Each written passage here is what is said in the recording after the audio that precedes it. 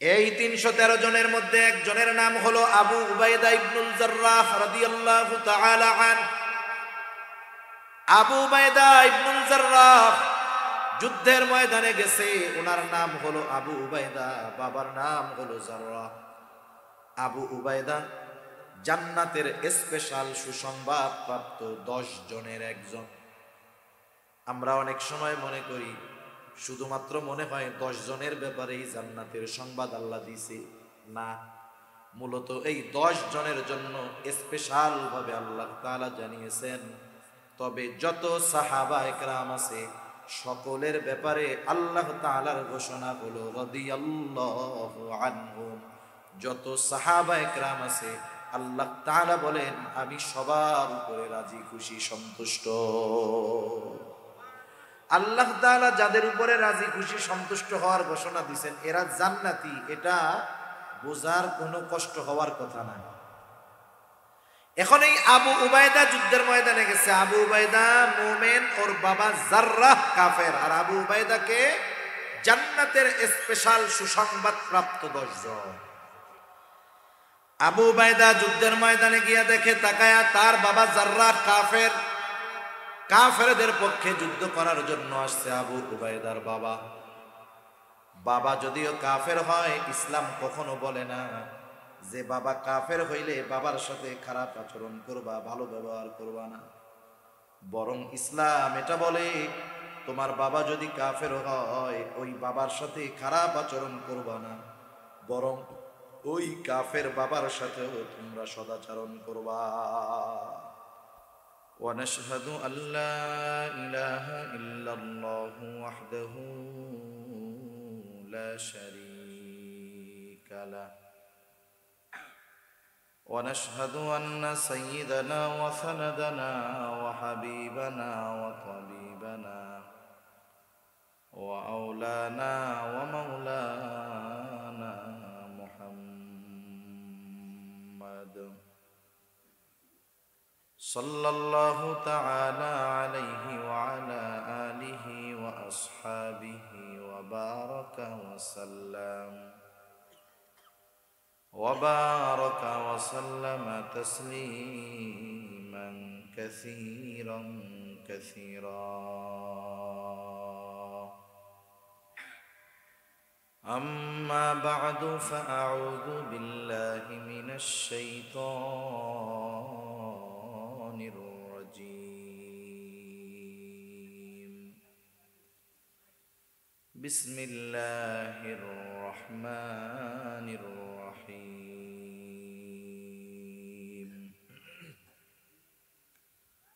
والذين آمنوا أشد حبا لله. وقال تعالى لقد جاءكم رسول من أنفسكم عزيز عليه ما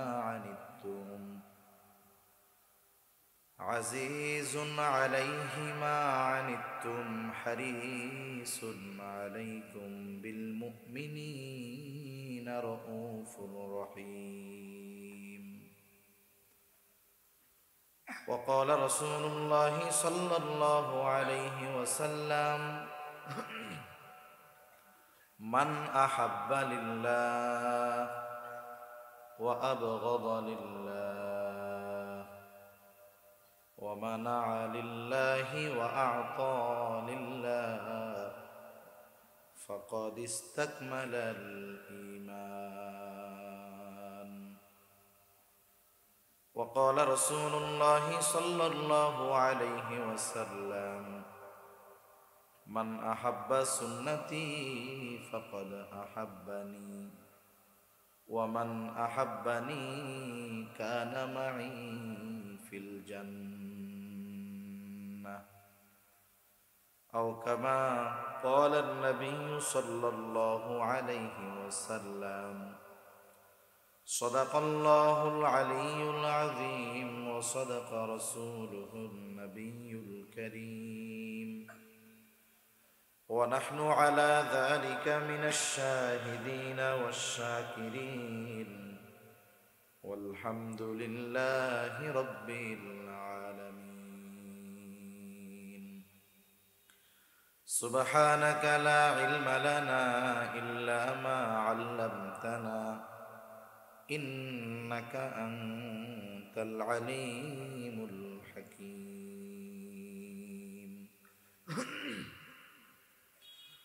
اللهم صل على محمد وعلى آل محمد كما صليت على إبراهيم وعلى آل إبراهيم إنك حميد مجيد. اللهم بارك على محمد وعلى آل محمد كما باركت على إبراهيم وعلى آل إبراهيم إنك حميد مجيد. عشق محبوب خدا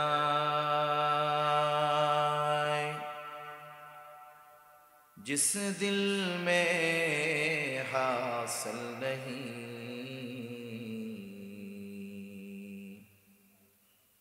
लाखों मोमिन हो मगर ईमान में कामिल नहीं. बलगल उला बिकमालिही कशफत दुजा बिजमालिही हसनत जमीअ खिसालिही सल्लु अलैहि व आलिही. আল্লাহর মহব্বতে আমরা সকলে জবান খুলে একটু জিকির করি লা ইলাহা ইল্লাল্লাহ লা ইলাহা ইল্লাল্লাহ লা ইলাহা ইল্লাল্লাহ লা ইলাহা. আর একটু কষ্ট দেই, একটু সামনে একটু ফাঁকা ফাঁকা আছে তো একটু নড়াচড়া করে বসেন. আল্লাহ তাআলা এই হরকতের কারণে বরকত দিবে ইনশাআল্লাহ. একটু জিকিরের সাথে সাথে একটু মেহেরবানি করে আগায় বসেন. জবানে জিকির রাখি আর একটু কষ্ট করে আগায় বসি. লা ইলাহা ইল্লাল্লাহ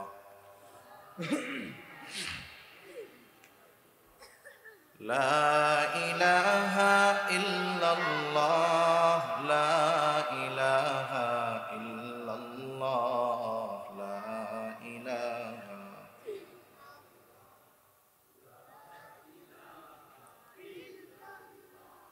লা ইলাহা ইল্লাল্লাহ মুহাম্মাদুর রাসূলুল্লাহ সাল্লাল্লাহু আলাইহি ওয়াসাল্লাম. আলহামদুলিল্লাহ.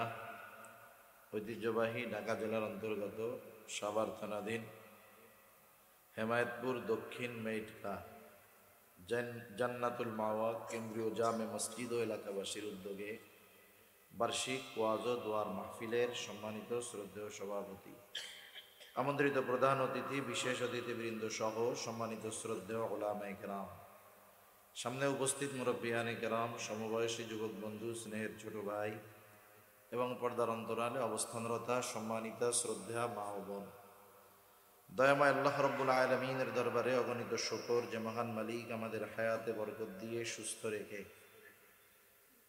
দীর্ঘক্ষণ অবধি বিজ্ঞ উলামায়ে কেরামের জবান থেকে বহুত গুরুত্বপূর্ণ কথা শ্রবণ করবার, আমাকেও আপনাদের খেদমতে কিছু কথা বলবার তৌফিক যে মহান মালিক দান করেছেন, সে মহান মালিককে খুশি করার জন্য মহব্বতের সাথে জবান খুলে অন্তর থেকে আমরা একবার কালিমাতুশ শুকর পাঠ করি আলহামদুলিল্লাহ।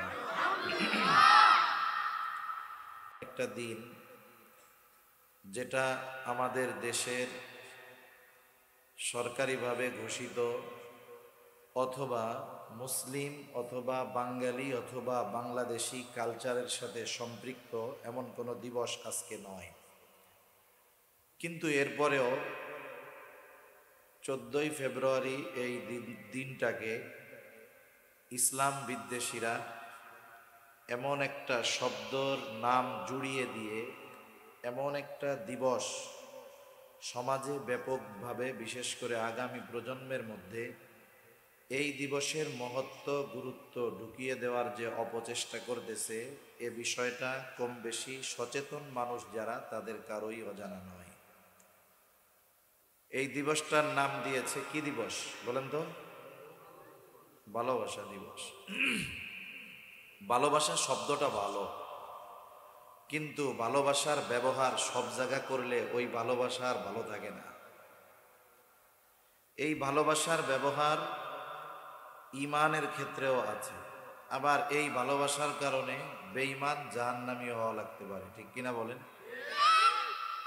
এখন বিষয় হলো, ভালোবাসা তো ভালো জিনিস, আমরা ঈমানদার, আমরা বুঝদার বুঝমান, আমাদের উচিত এই ভালোবাসাকে এমন জায়গায় ব্যবহার করা যেখানে ভালোবাসা রাখলে থাকলে দুনিয়া আখেরাত উভয় জাহান কামিয়াব হবে, ঠিক কিনা বলেন? আমি সেই ভালোবাসা নিয়েই কিছু কথা আপনাদের খেদমতে বলবো। তবে এ ভালোবাসা দুনিয়ার কোনো সাধারণ ভালোবাসা নয়, বরং এ ভালোবাসা হলো ঈমান সম্পৃক্ত ভালোবাসা। যে ভালোবাসার কথা বলবো সেই ভালোবাসা না বাসলে ঈমান থাকবে না, আর ওই ভালোবাসার ব্যাপারে মানা করব যেই ভালোবাসা বাসলে ঈমান থাকবে না। এক ভালোবাসা না বাসলে ঈমান থাকবে না, আর এক ভালোবাসার নাম দিয়ে যা করা হয় তাতে ঈমান থাকবে না। কথা বুঝতে পারছেন? রাসূল আকরাম সাল্লাল্লাহু আলাইহি ওয়াসাল্লাম আমাদেরকে সেই ভালোবাসার খবর, এবং আল্লাহ তাআলা কোরআনুল কারীমের মধ্যে আল্লাহ তাআলা আমাদেরকে সেই ভালোবাসার ব্যাপারে জানিয়ে দিয়েছেন। আমরা এখানে যারা আছি আশা করি আমরা সবাই মুমিন। মুমিন নয় এরকম কেউ আছেন? আমরা সবাই মুমিন না? এখন শুধু নামে মুমিন হলে হবে নাকি পরিপূর্ণ ঈমানের অধিকারী হওয়া লাগবে? মুমিন কে? যার ঈমান আছে সেই মুমিন। যেহেতু মুমিন হয়েছি, আধা মুমিন, অপূর্ণাঙ্গ মুমিন, প্রতিবন্ধী মুমিন না হয়ে পরিপূর্ণ মুমিন হওয়ার দরকার আছে না নাই? তাহলে ঈমানকে কামেল করতে হলে, পরিপূর্ণ করতে হলে ভালোবাসার দরকার। ভালোবাসা ছাড়া ঈমান পরিপূর্ণ হয় না। আরেকটা বিষয় হলো, ভালোবাসা কিন্তু ভালো একটা শব্দ। অনেক সময় শব্দ ব্যবহারের কারণে ওই শব্দ গালিতে পরিণত হয়ে যায়। যেমন একটা সময়, আজ থেকে 25-30 বছর আগেও, যখন কেউ তার ওয়াইফের, স্ত্রীর ছোট ভাইকে সাথে নিয়ে যাইতো কোথাও, কেউ যদি জিজ্ঞাসা করতো এটাকে, স্বাভাবিকভাবেই বলতো এটা হলো আমার শালা। 30 বছর আগে এটারে কেউ গালি মনে করতো না, কিন্তু এখন যদি শালা কয় এতে মাইন্ড করে, ঠিক কিনা বলেন? আর কারোর সাথে কারো দ্বন্দ্ব হইলে শুরুই হয় মোটামুটি ওই শব্দ দিয়ে। তাহলে বোঝা গেল এই শব্দটার অপব্যবহারের কারণে শব্দটা আর তার নির্দিষ্ট জায়গায় নাই, বরং এটা এখন একটা গালি হয়ে গেছে, ঠিক কিনা কন? ভালোবাসা ভালো একটা শব্দ, কিন্তু এটা যদি যথাযথ স্থানে যথাযথ সময়ে ব্যবহার না করা হয়, তাহলে এই ভালোবাসার কথা শব্দটা উচ্চারণ করতে মানুষের লজ্জা লাগবে। এজন্য আমাদেরও উচিত এই শব্দটাকে খারাপ লোকদের খারাপ কর্ম থেকে বাঁচানোর দরকার, ঠিক কিনা? বাঁচিয়ে এই শব্দটাকে ভালো জায়গায় ব্যবহার করা দরকার, ঠিক কিনা বলেন? ভালোবাসার আরবি শব্দ হলো হুব্বুন। আল্লাহ তাআলা কোরআনুল কারীমের মধ্যে এই শব্দ ব্যবহার করছে। রাসূল আকরাম সাল্লাল্লাহু আলাইহি ওয়াসাল্লাম হাদিসের মধ্যে অনেক এই শব্দটার ব্যবহার আছে। যেহেতু আমরা মুমিন, আর একটা মুমিন পরিপূর্ণ মুমিন হয় ভালোবাসার মাধ্যমে। কিসের মাধ্যমে? জোরে বলেন, কিসের মাধ্যমে? ভালোবাসার মাধ্যমে একটা মুমিন পরিপূর্ণ ঈমানের অধিকারী হতে পারে, তার ঈমান কামেল হয়। তবে এই ভালোবাসা দুনিয়ার কোনো মানুষকে ভালোবাসার মাধ্যমে নয়, এই ভালোবাসা আল্লাহ তাআলাকে বাসার মাধ্যমে একটা মানুষ পরিপূর্ণ ঈমানের অধিকারী হতে পারে। আল্লাহ সুবহানাহু ওয়া তাআলা ও কোরআনুল কারীমের মধ্যে আল্লাহর প্রতি মুমিনের ভালোবাসা কেমন হবে? আল্লাহ রাব্বুল আলামিন বলেন, ওয়াল্লাযীনা আমানু আশাদ্দু হুব্বাল লিল্লাহ। যারা ঈমানদার আল্লাহর জন্য তাদের ভালোবাসা হবে সুদৃঢ় ভালোবাসা। আল্লাহর জন্য তাদের ভালোবাসা হবে কি ভালোবাসা?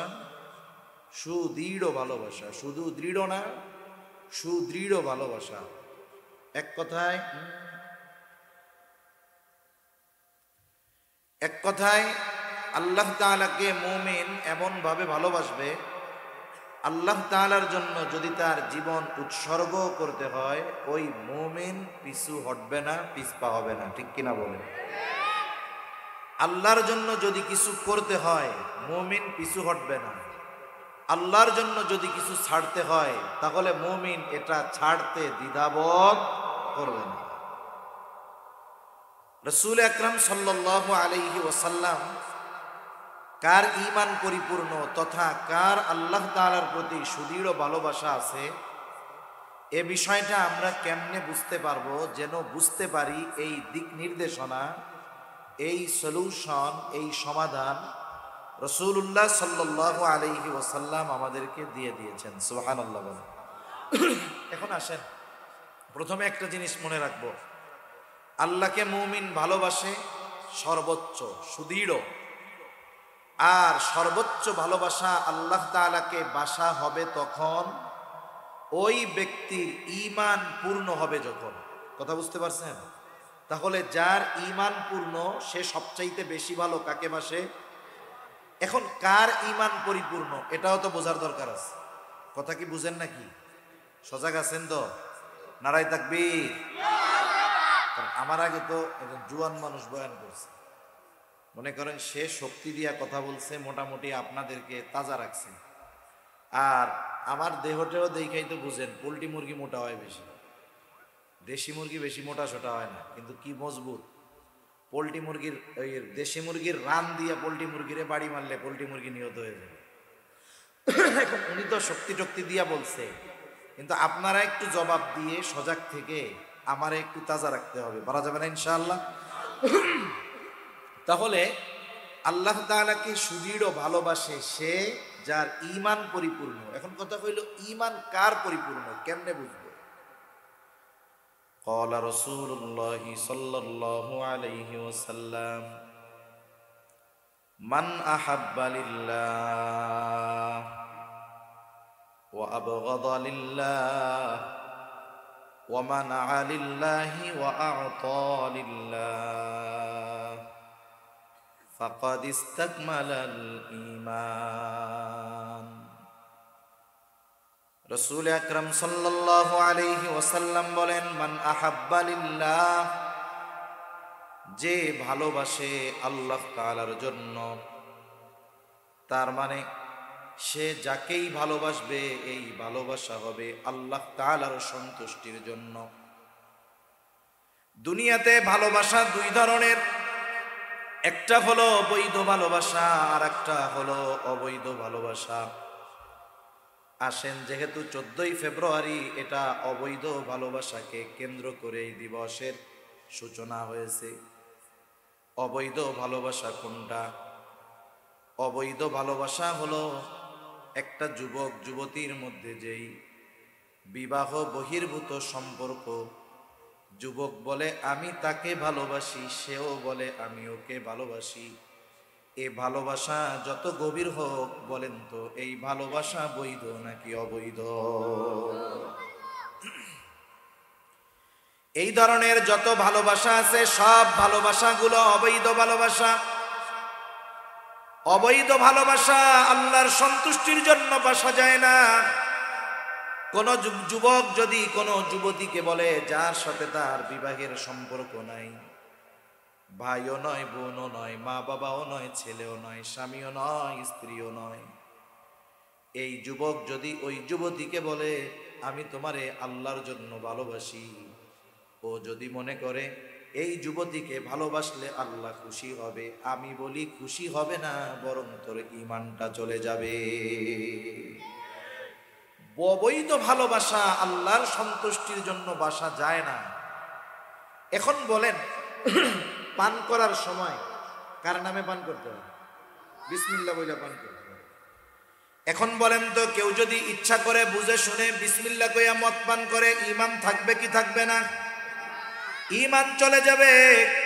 যেই ভালোবাসা শরীয়ত বলে হারাম, যেই ভালোবাসা শরীয়ত নিষিদ্ধ করেছে, এমন কোনো ভালোবাসা আল্লাহর সন্তুষ্টির জন্য বাসা যায় না। যদি কেউ বাসে তাহলে তার ঈমান থাকে না।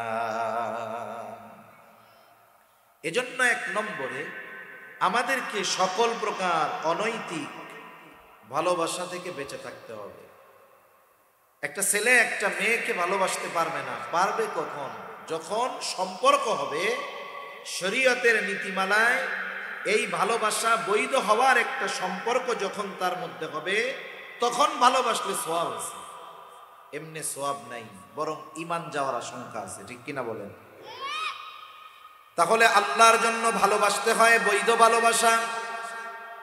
বৈধ ভালোবাসা কোনটা? বাবার প্রতি মায়ের ভালোবাসা, মার প্রতি সন্তানের ভালোবাসা, মেয়ের প্রতি মার ভালোবাসা, ভাইয়ের প্রতি বোনের ভালোবাসা, এক মুমিন ভাইয়ের প্রতি আরেক মুমিন ভাইয়ের ভালোবাসা। এই সব ভালোবাসাগুলো বৈধ ভালোবাসা। তবে এই বৈধ ভালোবাসাগুলো দুনিয়ায় মানুষ সম্পর্কের কারণেও বাসে। যেমন দুনিয়াতে যত ধর্ম আছে, যত মানুষ আছে, প্রত্যেকটা মানুষ যিনি বিবাহিত তিনি তার স্ত্রীকে ভালোবাসেন, যার সন্তান আছে সন্তানকে ভালোবাসে। আপনি যদি তাদের জিজ্ঞাসা করেন কেন আপনি আপনার ছেলেটারে ভালোবাসেন, বলে আমার সাথে ওর সাথে রক্তের সম্পর্ক, ভালো কেন বাসবো না? ঠিক কিনা বলেন? তাহলে দুনিয়ার মানুষ অধিকাংশ সম্পর্কের কারণে ভালোবাসে, যদিও ভালোবাসাটা বৈধ। তবে যদি একটু ভালোবাসাটা একটু পরিবর্তন করত, মুমিন সে তো আরেক মুমিনকে যদি মোহাব্বত করে আল্লাহর জন্য যদি করে, সেটাও তার ইবাদত হয়ে যায়। স্বামী স্ত্রীকে ভালোবাসবে, শর্ত হলো বলবে যে দেখো তুমি আমার স্ত্রী, তুমি আমার স্বামী, তোমাকে আমি শুধু সম্পর্কের কারণে ভালোবাসি তা নয়, বরং তোমাকে আমি ভালোবাসি আল্লাহ তাআলার সন্তুষ্টির জন্য। অনুরূপ ভাবে স্ত্রীও স্বামীকে বলবে তোমারে ভালোবাসি আমি আল্লাহর সন্তুষ্টির জন্য। দুনিয়াতে যদি পারিবারিক জীবনে এই ভালোবাসা, স্বামী স্ত্রীর ভালোবাসা শুধু সম্পর্কের কারণে নয়, যদি আল্লাহর জন্য তারা এই ভালোবাসা বাসত, তাহলে আমাদের সমাজে পারিবারিক কলহ, পারিবারিক দ্বন্দ্ব, বিবাহ বিচ্ছেদ আমাদের বাংলাদেশে প্রতি মিনিটে এক একটা ঘটে। এটা হলো কাগজে কলমে। কাগজে কলমে দৈনিক প্রতি মিনিটে এক একটা বিবাহ বিচ্ছেদ হয়। এটা তো হিসাবের কথা, কিন্তু হিসাববিহীন গ্রামের মানুষের খোঁজ খবর নেন। অনেকে আছে দৈনিক তার বউরে 2-4-10 বার না দিলে তার পেটের ভাত হজম হয় না, মানে তালাক না দিলে। এদের হিসাবে হলো দৈনিক এক একটা সংসার ভাঙতেছে প্রতি মিনিটে। সংসার কেন ভাঙে বলেন তো? ভালোবাসা থাকলে নাকি গেলে? খোঁজ নিয়ে দেখেন, এই 2 জন স্বামী স্ত্রী এদের মধ্যে ঠিক ভালোবাসা ছিল না, কিন্তু এরা যদি আল্লাহর জন্য পরস্পরকে ভালোবাসতো, ইবাদত হতো, দেখা যাবে 2 দিন 2 জন 2 দিকে। স্বামী অফিসে গিয়া আরেকটা অবৈধ ভালোবাসার সাথে জড়ায় গেছে, স্বামীর থেকে যখন স্ত্রী দূরে, সেও হয়তো আরেকটা অবৈধ ভালোবাসায় জড়ায় গেছে। যখন হারাম ঢুকে গেছে 2 দিক দিয়া, দুধ যত ভালো খাবার হোক না কেন, দুধের মধ্যে যদি গরুর প্রস্রাব পড়ে যায়, ওই দুধ আর ভালো থাকে না। এই সম্পর্কটা পবিত্র এক সম্পর্ক, ভালোবাসার এক সম্পর্ক। এটা আল্লাহর জন্য যদি হইতো, তাহলে 2 জন চিন্তা করতো আমাকে সে আল্লাহর জন্য ভালোবাসে, আমিও তাকে আল্লাহর জন্য ভালোবাসি। সেহেতু এমন কিছু করা যাবে না যাতে আল্লাহ বেজার হয়। সে নিজেকে গুনার থেকে বাঁচায় রাখতো, স্বামীও বাঁচায় রাখতো, স্ত্রীও বাঁচায় রাখতো নিজেকে। তখন 2 জনের এই মোহাব্বতের সম্পর্ক দৃঢ় থাকতো। ঠিক কিনা বলেন? এজন্য আমরা আমাদের আত্মীয় স্বজন সকলকে আল্লাহর জন্য ভালোবাসবো। সম্পর্কের ভালোবাসা সব ধর্মের মানুষ বাসে, কিন্তু আল্লাহর জন্য ভালোবাসা মুমিন একে অপরকে বাসে। তখন কি হয়? এই ভালোবাসাটা শুধু শান্তির কারণ হয় না, আল্লাহর জন্য এই ভালোবাসা পরস্পরের মধ্যে থাকার কারণে ওই ভালোবাসাটাও তার আমলনামায় ইবাদত বলে গণ্য হয়ে যায়। তাহলে এখন থেকে যারা বিবাহিত, স্ত্রীকে বলবে আই লাভ ইউ, ভালোবাসি। এ শব্দের এই শব্দটার প্রয়োগ বৈধ জায়গায় বেশি বেশি করতে হবে, না করার কারণে অবৈধ জায়গায় বেশি প্রয়োগ হইতেছে। এজন্য আজকের থেকে যাদের ওয়াইফ আছে বিবাহিত, বুড়া হোক আর বুড়া হোক, এটা একবারে বৃদ্ধ হইল মুরব্বী যায় বলবেন আমি তোমাকে ভালোবাসি। ইংরেজিতেও বলবেন আই লাভ ইউ। ভালোবাসি কেন? বলে আল্লাহর সন্তুষ্টির জন্য ভালোবাসি। কথা বুঝেননি? ভাই ভাইকে ভালোবাসবে, ভাই বোনকে ভালোবাসবে আল্লাহর জন্য, বাবা সন্তানকে ভালোবাসবে, মেয়ে মাকে ভালোবাসবে আল্লাহর জন্য। তাহলে বলেন আমাদের দুনিয়ার সকল বৈধ ভালোবাসা হবে কার জন্য? জোরে বলেন। আল্লাহর নবী সেই কথাই বলেন মান আহাব্বা লিল্লাহ, যে বৈধ ভালোবাসা বাসে আল্লাহ তাআলার জন্য। 2 নাম্বার ওয়া আবগাদা লিল্লাহ, যে বিরোধিতা করে, দুশ্মনী করে, সম্পর্ক ছিন্ন করে আল্লাহর জন্য। মনে রাখবেন আপনি যদি আপনার সন্তানকে আল্লাহর জন্য ভালোবাসেন, ওই আল্লাহর জন্যই আপনি সন্তানের বিরুদ্ধে যেতে পারবেন। যদি শুধু সম্পর্কের কারণে আপনি একজনকে ভালোবাসেন, যদি কখনো আল্লাহর জন্য তার বিরোধিতা করতে হয়, সেটা আপনি তখন পারবেন না। যদি ভালোবাসার মূলটা হয় আল্লাহর জন্য, তাহলে আল্লাহর জন্য আপনি তাকে দুশমন বানাতে পারবেন।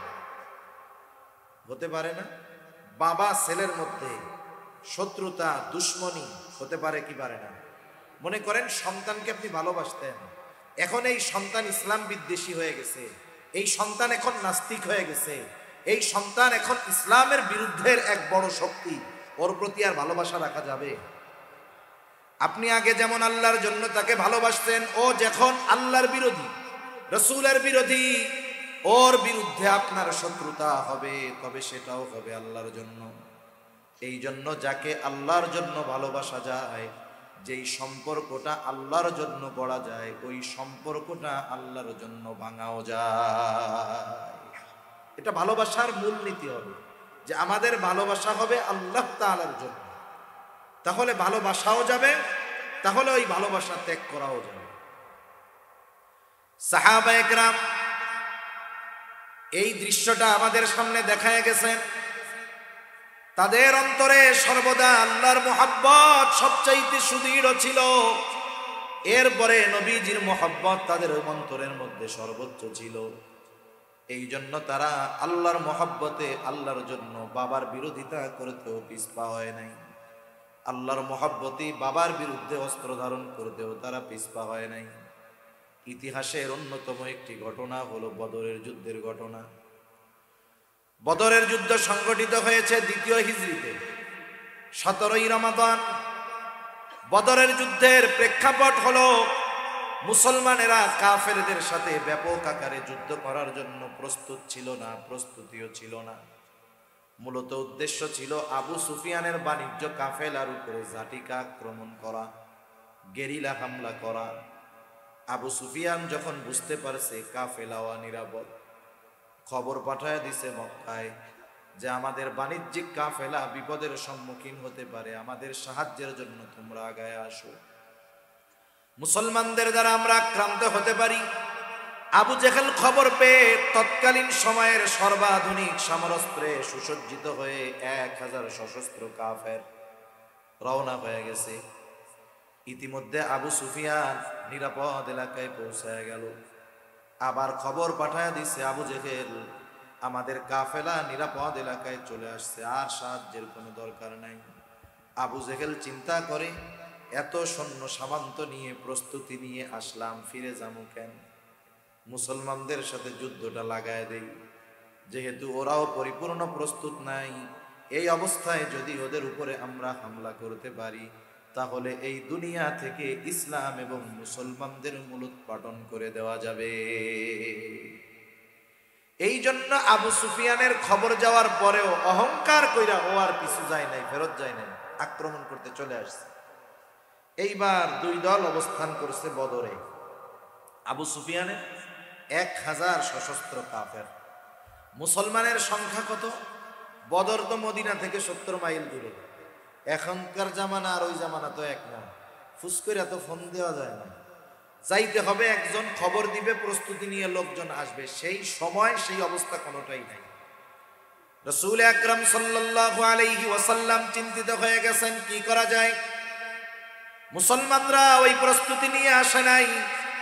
নবীজি মুহাজির আর আনসার সাহাবীদেরকে নিয়ে পরামর্শে বসলেন, কি করা যায়। প্রথমে পরামর্শ চাইলেন মুহাজিরদের কাছে।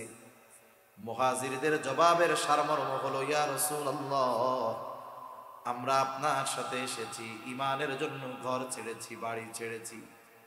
ঈমানের জন্য যদি যুদ্ধ করতে হয়, জিহাদ করতে হয়, জীবন দিতে হয়, আমরা আপনার নির্দেশ মানতে প্রস্তুত। মুহাজিরদের থেকে সম্মতি পাওয়া গেল, কিন্তু সংখ্যায় বেশি ছিল মদিনার সাহাবারা, আনসাররা। নবীজি আনসারদের কাছে যখন এই যুদ্ধের পরামর্শ চাইলেন, কি করা যায়, মুহাজিরদের আনসারদের মধ্য থেকে একজন দাঁড়ায় গেছে।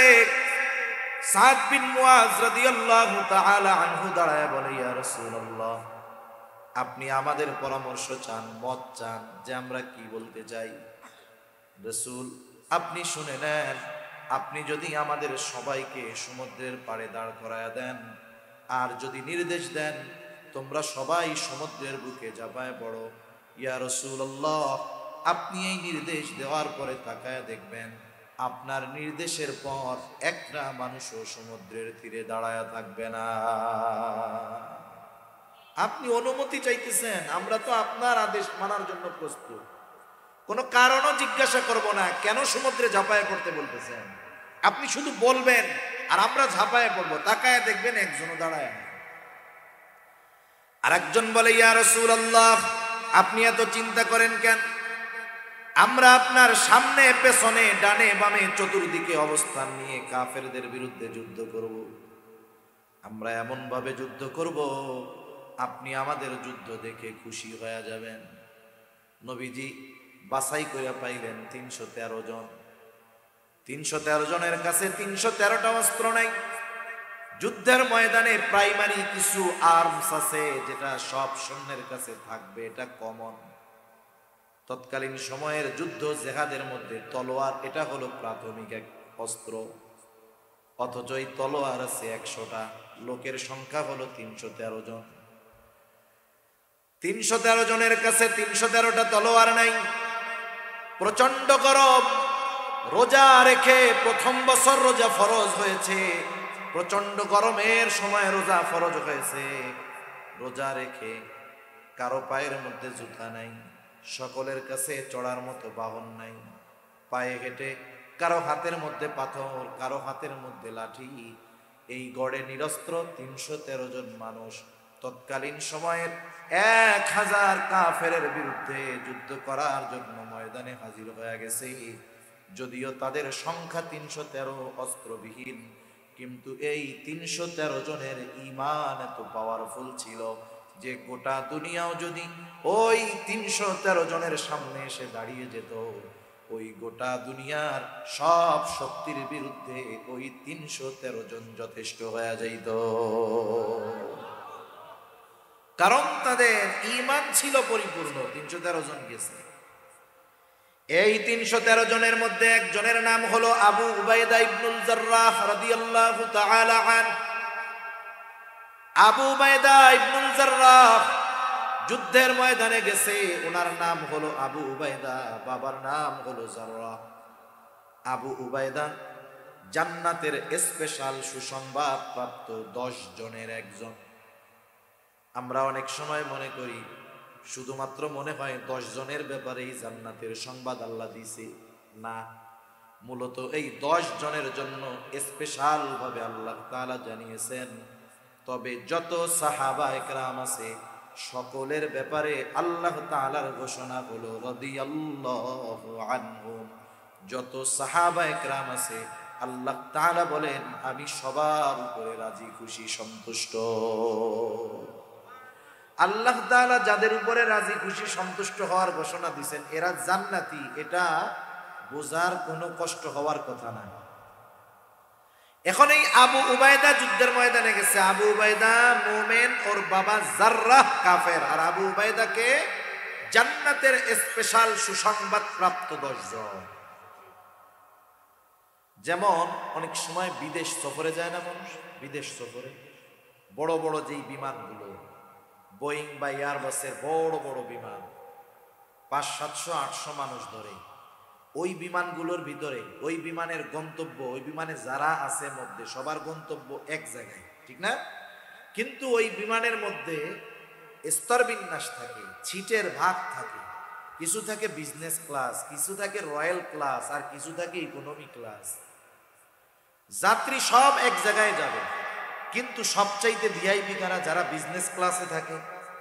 এদের জন্য ব্যবস্থাপনা ভিন্ন, এদের সিটটা ভিন্ন, এদের নাস্তা ভিন্ন, এদের জন্য টেক কেয়ারের ব্যবস্থা ভিন্ন, কিন্তু গন্তব্য তো সবার এক জায়গায়, ঠিক কিনা বলেন? নাকি এই 10 জনের চেয়ার টেয়ার ভালো বইলা এনাগোলাইগা আলাদা ব্যবস্থা আছে, ওনারা ওনাদের বাড়ির উপরে বিমান দাঁড়াবে, ওনাদেরকে ওই জায়গায় নামাই দিবে, এমন নাকি? সবাই এক জায়গায় যাবে, এক জায়গায় নামবে, গন্তব্য এক জায়গার, একই বিমানের, কিন্তু তফাৎ কি? কিছু আছে হলো বিজনেস ক্লাসের আর কিছু আছে ইকোনমি ক্লাসের। তাতে কি, সব এক জায়গায় তো যাবে। এই বিজনেস ক্লাস এদের মর্যাদা বেশি, একটু পাওয়ার বেশি, সম্মান বেশি। জান্নাতের সুসংবাদ প্রাপ্ত 10 জন, বাকি সবারও গন্তব্য এক, কিন্তু এই 10 জনের একটু স্পেশালিটি বেশি। আবু উবাইদা যুদ্ধের ময়দানে গিয়া দেখে, তাকায়া তার বাবা জাররাহ কাফের, কাফেরদের পক্ষে যুদ্ধ করার জন্য আসছে আবু উবাইদার বাবা। বাবা যদিও কাফের হয়, ইসলাম কখনো বলে না যে বাবা কাফের হইলে বাবার সাথে খারাপ আচরণ করবা, ভালো ব্যবহার করবা না। বরং ইসলাম এটা বলে, তোমার বাবা যদি কাফের হয়, ওই বাবার সাথে খারাপ আচরণ করবা না, বরং ওই কাফের বাবার সাথেও তোমরা সদাচরণ করবা। ইসলাম কখনো বাবা যদি কাফের হয় কারণ, ওই কাফের বাবার সাথে ইসলাম কখনো খারাপ আচরণ করতে বলে না, বরং ইসলাম বলে ওই কাফের বাবার সাথেও কি করবা? সদাচরণ করবা, ভালো ব্যবহার করবা। আসমা বিনতে আবি বকর রাদিয়াল্লাহু তাআলা, উনি আসছে নবীজির কাছে, এসে বলে, ইয়া রাসূলুল্লাহ, আমার মা একজন মুশরিকা, আপনারে পছন্দ করে না, দেখতে পারে না। নবীজিকে বলতেছে আয়েশা কি, আমার মা একজন মুশরিকা, উনি আপনাকে খুব অপছন্দ করে, দেখতে পারে না আপনারে। উনি মাঝে মধ্যে আমার কাছে আসে, আমার মা যদিও, আমি ওনার সাথে কেমন আচরণ করব? আমরা হইলে কইতাম, আমারে দেখতে পারে না, আসলে লাঠি দিয়ে ফিটাইয়ে ঘরের থেকে বের করে দিবে। নবীজি কি বললেন? যখন আসবে তুমি তার সাথে উত্তম ব্যবহার করবা। সুবহানাল্লাহ। তাইলে মা যদি, বাবা যদি মুশরিক মুশরিকাও হয়, তাদের সাথে ভালো ব্যবহারের নির্দেশ আল্লাহও দিয়েছেন, রাসূলুল্লাহও দিয়েছেন। সুবহানাল্লাহ বলে। মা মুশরিক, ভালোবাসেন মারে, সমস্যা নাই, ভালোবাসা এই জায়গা খাটান। আল্লাহ রাব্বুল আলামিন মা বাবা মুশরিক হলে যে ভালোবাসা যাবে না এমনটা বলেন নাই। রাসূলুল্লাহ সাল্লাল্লাহু আলাইহি ওয়াসাল্লামের নির্দেশনার মাধ্যমে জানা যায়, মা বাবা যদি মুশরিক হয় ভালোবাসতে কোনো অসুবিধা নাই। আবার আল্লাহ তাআলা কোরআনুল কারীমের মধ্যে জানায় দেন, মা বাবা যদি মুশরিক হয়, ওই মা বাবার সাথে খারাপ আচরণ করার সুযোগ সন্তানের নাই। আল্লাহ তাআলা সবচাইতে বেশি বেজার হন বান্দা যখন শিরিক করে। কি করে বলেন? ঘুমাইতেছেন নাকি? তাকবীর দেন, নারায়ে তাকবীর। জবাবটাও এরকম একটু জোরে দিবেন, তাহলে বুঝবো না দাজা আছেন। দুনিয়ায় স্ত্রী সন্তান, তাদেরকে কেন্দ্র করে এই জীবন গড়ে। সন্তানের চেহারা দেখলে সারা দিনের ক্লান্তি নিমেষেই দূর হয়ে যায়, কিন্তু কিয়ামতের দিন ওই সন্তান বাবার মুখোমুখি হইতে যাবে না। যেই মা সন্তানের জন্য দুনিয়ায় জীবন দিয়ে দেয়, ওই সন্তানের মুখোমুখি মা সেই দিন হতে চাইবে না। আল্লাহ তাআলা বলেন, সবাই সবার থেকে পালায়া থাকবে, লুকায়া থাকবে, প্রত্যেকটা মানুষ তার নিজের চিন্তায় বিভোর থাকবে। আল্লাহ তাআলা কোরআনুল কারীমের মধ্যে জানায় দেন, তাফসীরের মধ্যে আসছে, এমনও হবে মানুষেরা এমন করে বলবে, মানুষেরা এরকম বলবে, আল্লাহ সারা দুনিয়ার সব মানুষকে জাহান্নামে দিয়ে হলেও আপনি আমাকে আপনি জান্নাতে দিয়ে দেন। তাহলে মুসিবতটা কত বড় একটু চিন্তা করে দেখেন। যেই দিন সকলে নাফসি নাফসি, নিজের চিন্তায় বিভোর, সেই দিন সকলেই চিন্তিত থাকবে, আমার আপনার নবীজিও চিন্তিত থাকবে। তবে নবীজি নিজের জন্য চিন্তা করবে না, নবীজি তার উম্মতের মাগফিরাতের চিন্তায় থাকবে। সেই দিন মা চিন্তা করবে ছেলেরে জাহান্নামে দিয়ে হলেও আমি যেন জান্নাতে যেতে পারি, আর নবীজি উম্মতের চিন্তায় বিভোর থাকবে। কি করবে নবী সেই দিন? নবীজি আল্লাহ তাআলার কাছে উম্মতের মাগফিরাতে ফরিয়াদ করবে, সুপারিশ করবে। হাদিসের মধ্যে আসছে নবীজি একবার দৌড়িয়ে চলে যাবে হাউজে কাউসারের কাছে। না জানি তার কোন উম্মত হাউজে কাউসার থেকে, পানি পান থেকে মাহরুম হয়ে যায়। আর একবার দৌড়ে চলে যাবে পুলসিরাতের কাছে। না জানি তার কোন উম্মত পুলসিরাত পাড়ি দিতে ব্যর্থ হয়ে যায়। নবীজি আর একবার দৌড়ে চলে যাবে জাহান্নামের কাছে। না জানি তার কোন উম্মতকে জাহান্নামে দিয়ে দেওয়া হয়। নবীজি আর একবার দৌড়ে চলে যাবে মিজানের কাছে। না জানি তার কোন উম্মত ওজনে ধরা পড়ে যায়। আবার যখন উম্মতের জন্য সুপারিশ দরকার, আল্লাহ তাআলার কাছে এই উম্মতের জন্য সুপারিশ করবে। হাদিসের মধ্যে আসছে সব নবী জান্নাত অভিমুখে রওনা হয়ে যাবে, সব নবী জান্নাতের দোরগোড়ায় পৌঁছায়া যাবে, কিন্তু জান্নাতের দরজা বন্ধ, জান্নাতের দরজা খোলা হবে না। জিজ্ঞাসা করবে কি ব্যাপার, জান্নাতের দরজা খোলা হয় না কেন? জান্নাতের পাহারাদাররা জবাব দিয়ে বলবে, যিনি আসলে খোলা হবে তিনি এখনো আসেন নাই। তিনি কে? বলে তিনি হলেন মুহাম্মদুর রাসূলুল্লাহ সাল্লাল্লাহু আলাইহি ওয়াসাল্লাম। কোথায় তিনি? বলে তিনি এখনো হাসরের ময়দানে। নবীজি যতক্ষণ না তার ওই উম্মত যার যাররা পরিমাণ ঈমান আছে তার ব্যাপারেও আল্লাহ তাআলার কাছ থেকে জান্নাতের নিশ্চয়তা নবী যতক্ষণ না পাবেন, আমার আপনার নবী ততক্ষণ পর্যন্ত জান্নাত অভিমুখে রওনা হবে না। একটু চিন্তা করেন, আমি কোন পলিটিক্যাল লিডার বা পলিটিক্সের কথা বলি না, কিন্তু দেশের বড় পলিটিক্স যারা করে এরা আমাদের আশেপাশের কাছের আত্মীয় স্বজন। একটু চিন্তা করে দেখেন তো, একজন যখন এমপি ছিল তার পাশে সবাই ঘুরঘুর করছে, তাই না? কত মহব্বত ভালোবাসা জীবন দিতে গেছে, ব্যক্তিত্ব বাইসা আছে, খালি তার এমপিত্ব নাই। এখন পাশে গিয়া মাছ দিয়েও বসে না, ঠিক কিনা বলেন? এটা হলো দুনিয়ার ভালোবাসার প্র্যাকটিক্যাল একটা এক্সাম্পল। যে দেখেন দুনিয়ার ভালোবাসাটা 100% কোনো না কোনো ভাবে স্বার্থ জড়িত থাকে, কিন্তু নবী তার উম্মতকে যাররা পরিমাণ স্বার্থের জন্য মহব্বত করেন না। যেই নবী আমাকে আপনাকে এত ভালোবাসে, বলেন সেই নবীর প্রতি আমার আপনার জীবনের চাইতে বেশি ভালো হওয়ার দরকার আছে না নাই? আরে মা বাবার চাইতে নবীকে বেশি ভালোবাসতে হবে, আমার জীবনের চাইতে আমাকে নবীকে বেশি ভালোবাসতে হবে। কারণ আমি আমার ক্ষমার ব্যাপারে যত না চিন্তিত, তার চাইতে নবীজি আমার ক্ষমার ব্যাপারে বেশি চিন্তিত। তাহলে আমি আমাকে যতটুকু ভালোবাসি তার চাইতে নবীজি আমাকে আপনাকে বেশি ভালোবাসে। তাহলে বলেন এ ভালোবাসা কি ওই পায়খানার ট্যাঙ্কি নিয়ে ঘুরে বেড়ানো একটা মেয়ের জন্য হবে নাকি নবীজির জন্য হবে? তাহলে ভালোবাসা কোথায় দিচ্ছি আমরা? আমাদের এই ভালোবাসাগুলো কোথায় দিচ্ছি একটু চিন্তা করেন। প্রতিটা মুহূর্ত আমরা এই ভালোবাসা শব্দটাকে অপবিত্র, কুলুষিত করতেছি, ঠিক কিনা?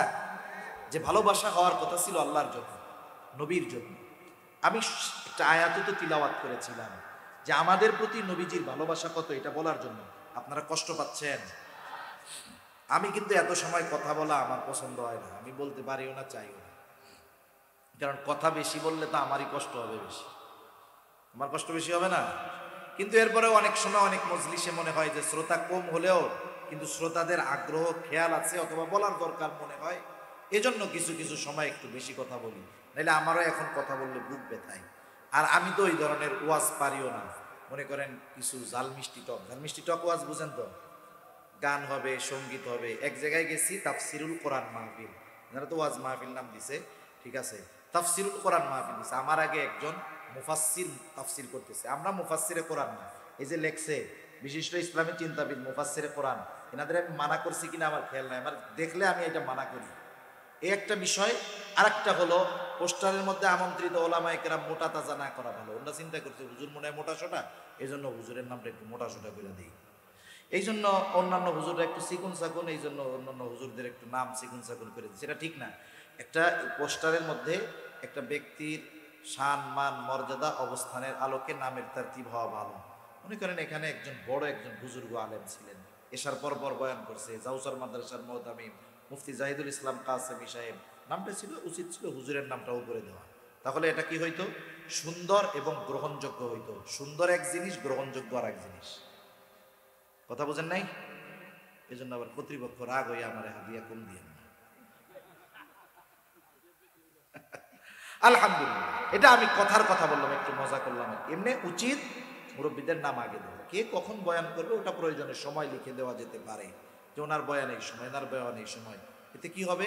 এতে মনে করেন ওনার নামটা নিচে দেখে আপনি মনে করেন না আমি খুশি হয়েছি, আমি তো লজ্জা পাইছি, আমার জন্য এটা লজ্জা লাগছে, বুঝেন নাই? এজন্য এই বিষয়গুলো আমরা একটু ভবিষ্যতে যারা মাহফিল করি একটু খেয়াল রাখবো ইনশাআল্লাহ। রাখা যাবে না?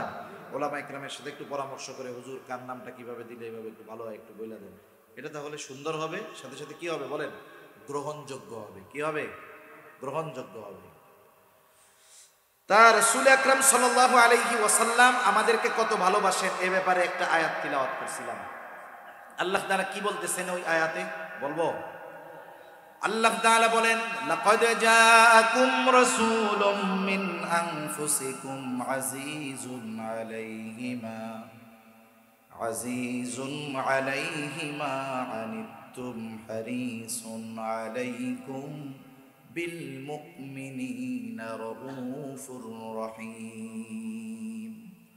আল্লাহ তাআলা বলেন, তোমাদের মধ্য থেকে তোমাদের জন্য এমন একজন রাসূলের আগমন হয়েছে, এমন একজন রাসূল এসেছেন, আজিজুন আলাইহি মা আনিতুম, তোমাদের জন্য যেটা কষ্টের সেটা তার জন্য কষ্টের।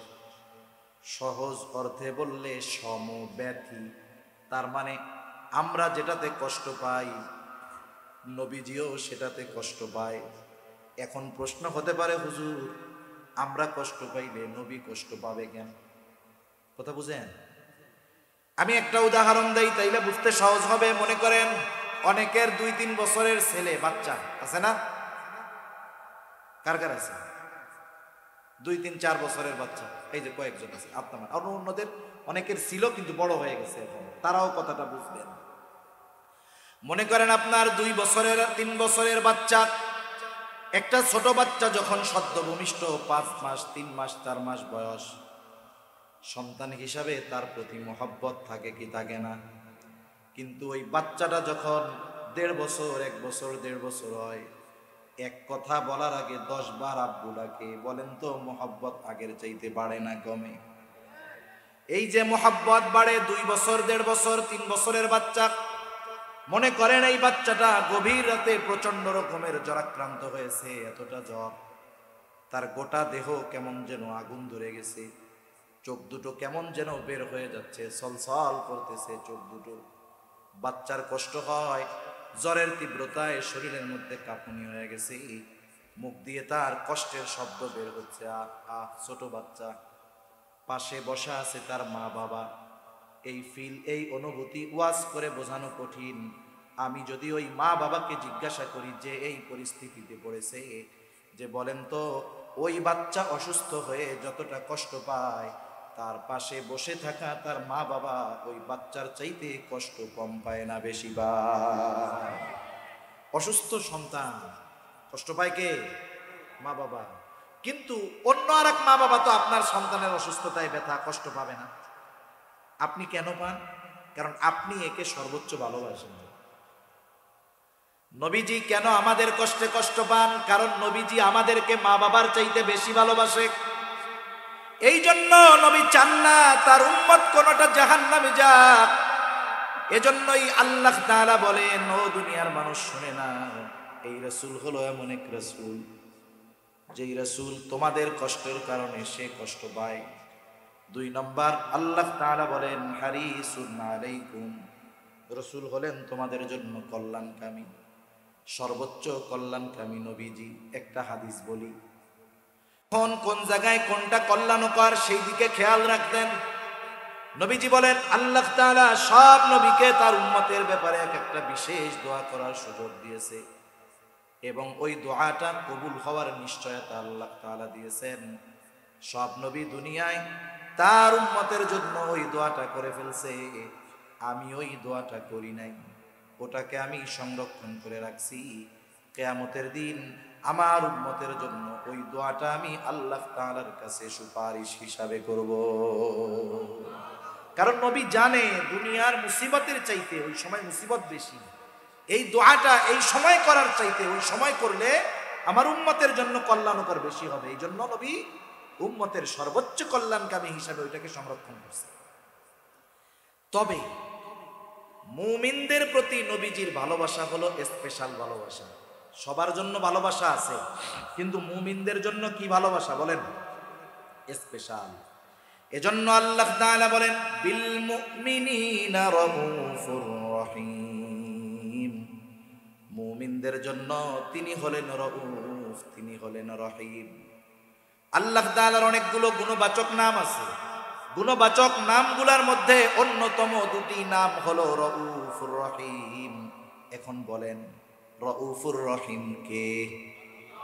আরো জোরে বলেন কে? রাউফুর রহিম আল্লাহ। দুনিয়ার কোন মাখলুক রাউফ হতে পারে না, দুনিয়ার কোন মানুষ রহিম হতে পারে না। অতি সদয় পরম দয়ালু একমাত্র আল্লাহ।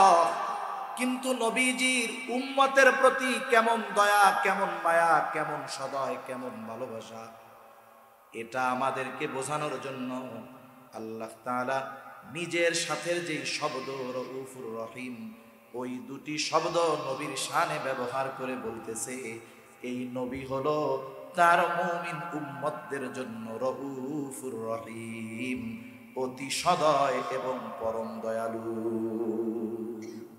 নবীজি তার উম্মতের জন্য রাউফুর রহিম বলতেছে কে? আরে যার নাম সে যদি আরেকজনের শানে ব্যবহার করে এক্ষেত্রে তো আর শিরক হবে না, আমরা বলতে পারবো না। কিন্তু আল্লাহ বলতেছে এই নবী তার মুমিন উম্মতের জন্য রাউফুর রহিম তথা অতি সদয় পরম দয়ালু। কে? নবীজি। বলেন কে? তাহলে নবী আমাদের কত ভালোবাসে, এর চাইতে আর বোঝানোর কিছু আমার কাছে নাই। নবীজি যে আমাদের, নবী আমরা কত ভালোবাসি সেটা পরে রাখেন। নবীজি আমাদের কত ভালোবাসে এর চাইতে আমি আর কেমনে বুঝাবো? আমার আর যোগ্যতা নাই। আপনারা বুঝতে পারছেন? তাইলে এই পুত পবিত্র ভালোবাসা শব্দটাকে আমরা অপবিত্র বানায় ফেলতেছি, ঠিক না? যেহেতু আল্লাহ ভালোবাসে, আল্লাহকে ভালোবাসতে হবে। নবীজি আমাদের এইরকম ভালোবাসা বাসে। এখন আমরা যদি নবীজিকে ভালো না বাসি তাইলে আমাদের মতো নালায়েক আর কেউ আসেনি।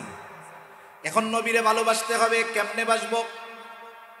নবীজিও জানে উম্মত তার প্রতি আমার ভালোবাসার খবর যাই না, আমাকেও ভালোবাসতে চাইবে। কেমনে আমার উম্মত ভালোবাসবে?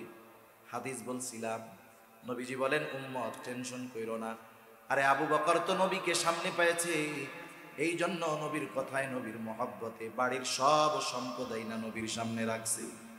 হযরতে তালহা নবীজিকে সামনে পেয়েছে, উহুদের ময়দানে শত্রুর অস্ত্রের আঘাতের সামনে নিজের বুকটাকে নবীর জন্য ঢাল বানায় দিছে। আমরা তো নবীকে সামনে পাই নাই, কেমনে ভালোবাসবো? নবীজিও জানায় দেন কেমনে ভালোবাসবা। শোনো, মান আহাব্বা সুন্নতি ফাকাদ আহাব্বানি ওয়া মান আহাব্বানি কানা মাই ফিল জান্নাহ। নবীজি বলেন যে আমার সুন্নতকে অনুসরণ করলো, মহব্বত করলো, সে আমি নবীকে ভালোবাসলো। আর নবীকে যে ভালোবাসবে, নবী জানায় দেন নবীর সাথে সে জান্নাতে থাকবে। তাহলে নবীর সুন্নতকে মহব্বত করলে নবীকে ভালোবাসা হয়, ঠিক কিনা বলেন? নবীকে ভালোবাসলে নবীর সাথে জান্নাতে থাকা যায়। নবীর সাথে জান্নাতে থাকতে পারা এটা বড় সৌভাগ্যের ব্যাপার। আমরা আমাদের প্রিয়জনদের সাথে একটু সময় কাটানোর কত চেষ্টা করি, কিন্তু নবীর সাথে থাকতে পারা এটা কত সৌভাগ্যের ব্যাপার। নবীজির মুখে যখন হযরত আনাস রাদিয়াল্লাহু তাআলা আনহু শুনলেন, লম্বা হাদিস, নবীজির মুখে শুনলেন, নবীজি বললেন আল মারউ মা'a মান আহাব্বা, যে যাকে ভালোবাসে তার সাথে অবস্থান করবে। এটা শুনছে হযরত আনাস রাদিয়াল্লাহু তাআলা আনহু বলেন নবীর সাথে জান্নাতে থাকতে পারবো। এই কথাটা শুনে আমরা তথা সাহাবায়ে কেরাম এতটা খুশি হয়েছে যে ইসলাম আসার পরে আর কোনো কথার দ্বারা আমরা এতটা খুশি হই না। তাহলে নবীর সাথে থাকতে পারা এটা কত বড় সৌভাগ্যের ব্যাপার। এখন নবীর সাথে যদি থাকতে হয় তাহলে তো আমাদেরকে আগে জান্নাতে যাওয়া লাগবে। জান্নাতে গেলেই না সুযোগ আছে, ঠিক না? এখন জান্নাতে যাইতে চাই কারা কারা? হাত উঁচা করি। নারায়ে তাকবীর, নারায়ে তাকবীর, নারায়ে তাকবীর।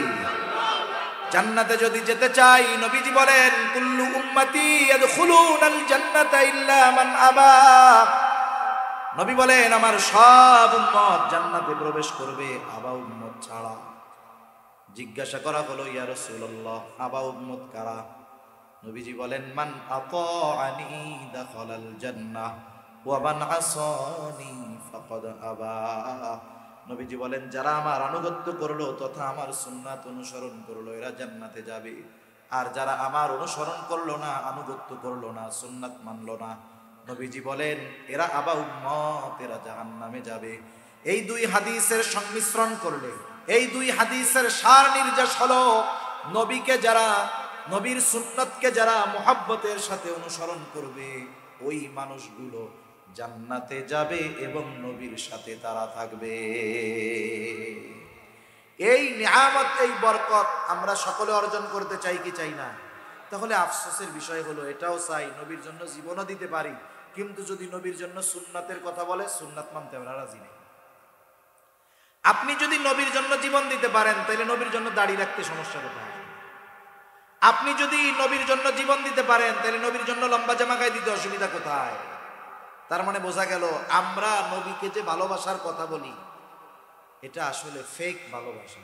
ফেক ভালোবাসা তো ছিলেন, ফেক আইডি ছিলেন না, দামি ভালোবাসা, ফেক ভালোবাসা। এই ভালোবাসার দাম আছে? জোরে বলেন না আছে? এখন অনেকে কইব হুজুর আপনার কাছে কি আর সুন্নাত টুন্নাত নাই, খালি দাড়ির কথা বলে। দাড়ি হলো এমন এক সুন্নাত যেই সুন্নাত অন্যান্য অনেক সুন্নাত পালনে সহায়ক হয়। দাড়ি হলো এমন সুন্নাত যেটা মানুষকে গুনার থেকে বাঁচায়, ঠিক কিনা করেন? আচ্ছা মনে করেন একজন লোক এলাকায় আসছে, দাড়ি দড়ি কিচ্ছু, আমি কোনো দাড়ি যার নাই তারে ছোট করতেছি না, আমরা দোয়া করি আল্লাহ তাআলা প্রত্যেকটা মুমিনের মুখকে নবীর সুন্নাত দাড়ির দ্বারা ভরপুর করে দেন, সকলে বলি আমিন। অনেক সময় হতে পারে, এমনটাও হতে পারে একজন দাড়িওয়ালা মানুষের আল্লাহর প্রতি যেই ভয় তার চাইতে দাড়িবিহীন লোকটার অন্তরে আরো বেশি ভয় থাকতে পারে কি পারে না? তাহলে আমরা আফসোস করি কেন? যেই লোকটার আল্লাহর প্রতি এত মহব্বত, এত ভালোবাসা, এই লোকটার সুন্নাত মানতে অসুবিধা কোথায়? এই জন্য তার জন্য আফসোস করি। দাড়িবিহীন লোককে ঘৃণা করি না, তাদের জন্য আমরা আফসোস করি। কি করি বলেন না? আফসোস কেন? কার জন্য করেন? যার প্রতি মহব্বত আছে তার জন্য, ঠিক কিনা? সেজন্য কোনো দাড়ি যার নাই তাকে কোনো সময় আমরা টিটকারি করে খোঁচা দিয়ে কথা বলবো না, যা বলার আমি বলি, আপনারা কিছু বলবেন না, দোয়া করবেন, বুঝাবেন। এখন দাড়ির কথা কেন বলি? এক নাম্বার, দাড়ি অনেক সুন্নত পালনে সহায়ক হয়। একজনের মনে করেন দাড়ি নাই, সে দাড়ি রাখে নাই, এখন পরের দিন সকালবেলায় সে বাজারে লম্বা জুব্বা পাগড়ি লাগায়া তসবি লাগায়া সুন্দর মতো পীর সাহেবের মতো গেছে। যারা ওনারে চিনে অধিকাংশ দেখ দেখ কি বড় বাটপার, দেখছিস সিটিং বাস, কি দাড়ি দুড়ি নাই, পীর সাহেব সাথে খোসা কথা বলবে কি বলবে না? এখন দেখেন, কিন্তু দাড়িওয়ালা যদি ওই পোশাকটা পরে যায় মানুষের তিরস্কারও করবে না, খোসাও মারবে না, কারণ পোশাকের সাথে সুরাতের সাথে একটা অ্যাডজাস্টমেন্ট আছে, ঠিক কিনা বলেন? এই যে দেখেন আপনি লম্বা জামা গায়ে দিতে এখন আপনার ঝামেলা মনে হয়, কিন্তু দাড়ি যখন রাখবেন না এটা গায়ে দিতে আর ঝামেলা মনে হবে না। এরকম অনেক সুন্নাত আছে এক দাড়ির জন্য সহজ হয়ে যায়। আবার দেখেন দাড়ির জন্য গোনা থেকে বাঁচা যায়। মনে করেন রাস্তা দিয়ে একটা মেয়ে হেঁটে যাচ্ছে, এই জায়গায় দুইজন, একজন বেনামাজি দাড়িহীন আর একজন নামাজি দাড়িওয়ালা, নামাজি দাড়িবিহীন আর বেনামাজি দাড়িওয়ালা, দুইজনই তাকায় রয়েছে এদিকে। এখন মানুষজন যদি দেখে যে এই দুই লোক তাকায় আছে, ওই দাড়িবিহীন নামাজিরে কিছু বলবে না, দাড়িওয়ালার বলবে ওরে বাবা দাড়িও রাখো আবার এরকম। তাহলে তার মানে দেখেন দাড়িওয়ালারা ইচ্ছায় না হলেও অনিচ্ছায়ও অনেক সময় গুনার থেকে বাঁচার চেষ্টা করে। এটা দাড়ির একটা আজমত। কেন দাড়ি রাখেন না? অনেকে বলে দাড়ি রাখলে চাচা বলবে, আরে বলুক না চাচা, অসুবিধা কি? দুনিয়ায় যদি দাড়ি রাখার কারণে কেউ আপনারে তিরস্কার করে, এই তিরস্কৃত হইলেন দুনিয়ার কারো জন্য নয়, তো নবীর সুন্নাতের জন্য হয়েছে, ঠিক কিনা বলেন? আরে আপনি যদি কোনো বড় নেতার জন্য মানুষের কথা শুনেন, মায়ের খান, নেতার কানে যদি খবর যায় যে ভাই এই যে অমুকে আপনার পক্ষে স্লোগান দেওয়ার কারণে এই মায়ের দিছে, এই দিছে, ওই নেতা আপনারে টাইনা নিয়ে সবার সাথে সামনে হাত উঁচা করবে, দেখে ওই যে আমার একজন নিবেদিত কর্মী, আমার একজন একনিষ্ঠ ভক্ত, দুনিয়ার একজন নেতা যদি তার পক্ষে বলার কারণে তার পক্ষে বলার কারণে তিরস্কৃত হয়, সে যদি মোহাব্বত করে কাছে নেয়, তাইলে মুহাম্মাদুর রাসূলুল্লাহর সুন্নাত অনুসরণ করতে গিয়ে যদি দুনিয়ার মানুষের কথা শুনতে হয়, মুহাম্মাদুর রাসূলুল্লাহ এই মোহাব্বতের প্রতিদান আল্লাহ তাআলার কাছ থেকে নিয়ে দিবেন কি দিবেন না? নবীজির জন্য কথা শুনলে ওই তিরস্কার হবে পুরস্কার। অনেকে বলে, হুজুর দাড়ি রাখবো কয়েকদিন পরে, কোন সময়? বিয়ে শাদী করে নেয়। তুমি বিয়ে শাদী, দাড়ি থেকে বিয়ে শাদী ঢেকে থাকে নাকি? এই হুজুরকে জিজ্ঞাসা করেন তো, একজনে কি দাড়ির জন্য, বিয়ের জন্য দাড়ি দুড়ি ফালানো লাগছে নাকি? একজনের তো লাগে নাই। তাহলে কেন দাড়িতে বিয়ে তো ঠেকে না? বলে, হুজুর দাড়িওয়ালা ছেলে মেয়েরা পছন্দ করে না। বলে, মেয়ে দাড়িওয়ালা ছেলে পছন্দ করে না। আমি বলি, যেই মেয়ে দাড়িওয়ালা বা দাড়ি পছন্দ করে না, সে কখনোই ভালো মেয়ে হতে পারে না। ঠিক কিনা বলেন? যে নবীকে, নবীর সুন্নাতকে অপছন্দ করে, সে ভালো হয় কেমন? আপনি হয়তো ওর বংশ পাবেন, চেহারা পাবেন, টাকা পয়সা পাবেন। চিন্তা করছেন, হেমায়েতপুর 1 শতক জমির দাম মিলিয়ন মিলিয়ন টাকা, 15 লাখ 20 লাখ টাকা, এক বাপের এক মাইয়া, আর একটু ট্রেডিশন ফ্যাশনওয়ালা নবীর সুন্নাত পছন্দ করে না, এ তো কি হয়েছে? বিয়ে শাদীর পরে তো আমিও সম্পদের মালিক হয়ে যাবো, হয়তো আপনি 5 তলা বাড়ির মালিক হবেন, কিন্তু এই মেয়ে তো নবীর সুন্নাতকে পছন্দ করে না। মরার পরে জান্নাত না জাহান্নাম ওইটা আল্লাহ ভালো জানে। কিন্তু যেই মেয়ে নবীর সুন্নাত পছন্দ করে না, ওই মেয়ের চেহারা, সম্পদ, বংশ দেখে ঘরে আনবেন ঠিক, ওই আখেরাতে কি হবে জানি না, কিন্তু ওই মেয়ের বদৌলতে দুনিয়ায় আশা করি ছোট জাহান্নাম দেখতে পারবে। ঠিক কিনা বলেন? পারিবারিক অশান্তির আরেক নাম হলো ছোট জাহান্নাম, মনে রাখবেন। পারিবারিক অশান্তির আরেক নাম কি? ছোট জাহান্নাম। আরেকজনরে আনছেন, টাকা পয়সা নাই, গরিবের মেয়ে, চেহারা অনেক সুন্দর না, কিন্তু দিনদার। হয়তো এই মেয়েটা বংশীয় না, সুন্দর না, টাকা পয়সা অনেক নাই। বিবাহের আগের ভালোবাসা মানে বিফোর ম্যারেজ আর আফটার ম্যারেজ, ভালোবাসার মধ্যে তফাৎ আছে। আপনি দুনিয়াতে যত মেয়ের বিবাহ বিচ্ছেদ দেখবেন, 2 পোলা থেকে 2 বাচ্চা বিবাহ বিচ্ছেদ হয়ে গেছে, অধিকাংশ মেয়ের চেহারা দেখবেন সুন্দর। কালো মেয়েদের বিবাহ বিচ্ছেদ শতকরা 1টা হয় কিনা সন্দেহ আছে। কালো মেয়েদের বিবাহ বিচ্ছেদ ক্যারেক্টার জনিত, চরিত্রজনিত কারণে খুব কম হয়। কিন্তু এই যে বিবাহ বিচ্ছেদ গুলো হয়, 2 বাচ্চারা আর একজনের সাথে চলে গেছে, বিবাহ বিচ্ছেদ করছে, খোঁজ নিয়ে দেখেন অধিকাংশের চেহারা সুন্দর। আমি বললাম ভুল না মিথ্যা?